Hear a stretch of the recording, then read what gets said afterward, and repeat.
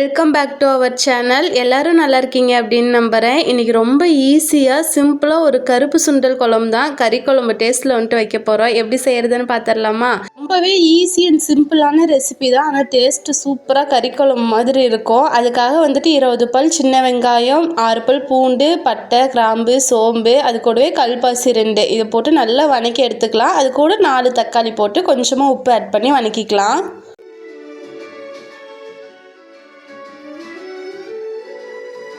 அடுத்து குழம்புக்கு தேவையான மசாலா எல்லாத்தையுமே வந்துட்டு இதுலேயே ஆட் பண்ணிக்க போகிறோம். அதுக்காக நான் வீட்லேயே அரைச்ச மல்லித்தூள், குழம்பு மிளகாத்தூள்னு சொல்லுவாங்கள்ல, அது 2 டேபிள் ஸ்பூன் வந்துட்டு ஆட் பண்ணியிருக்கிறேன். அது கூடவே வந்துட்டு சாம்பார் பொடி 1 spoon, mutton masala 1 spoon add பண்ணிட்டு கொஞ்சமாக மஞ்சத்தூள் ஆட் பண்ணி நல்லா வதக்கி விட்டுக்கலாம்.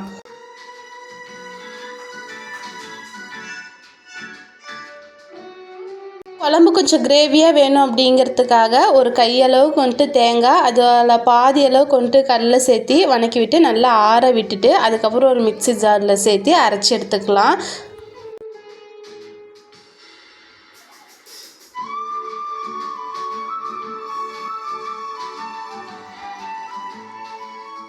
சட்டியில் ஒட்டிகிட்ருக்கிற மசாலா தான் வந்துட்டு மெயின். மேக்ஸிமம் அதில் நிறைய மசாலா ஒட்டிகிட்ருக்கோம். இது எல்லாத்தையும் வந்துட்டு கழுவி ஊற்றி அதையும் சேர்த்து அரைச்சி எடுத்துக்கலாம். அதுக்கப்புறமேட்டுக்கு அதே பாட்டில் வந்துட்டு நல்லெண்ணெய் 2 டேபிள் ஸ்பூன் ஊற்றி அது கூட கொஞ்சமாக கடுகு, ஒரு கொத்து கருவேப்பிலை, இஞ்சி பூண்டு பேஸ்ட்டு ரொம்ப ரொம்ப முக்கியம் ஃப்ளேவருக்கு, அதை போட்டு நல்லா ஃப்ரை பண்ணி விட்டுக்கலாம்.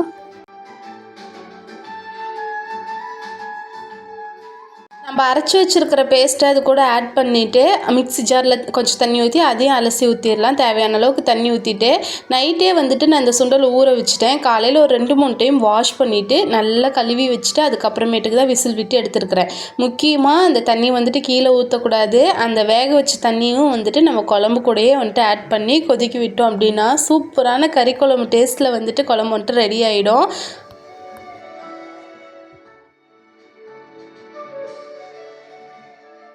ஃபைனலாக கொஞ்சமாக கொத்தமல்லி தலையை தூவி விட்டு இறக்கணும் அப்படின்னா சூப்பரான பிளாக் சுண்டல் குழம்பு ஹெல்தியாக வந்துட்டு ரெடி ஆகிடும். ட்ரை பண்ணி பார்த்துட்டு எப்படி இருக்குது அப்படின்றத மறக்காமல் கமெண்டில் சொல்லுங்கள். தேங்க்யூ, டாட்டா, தேங்க்ஸ் ஃபார் வாட்சிங்.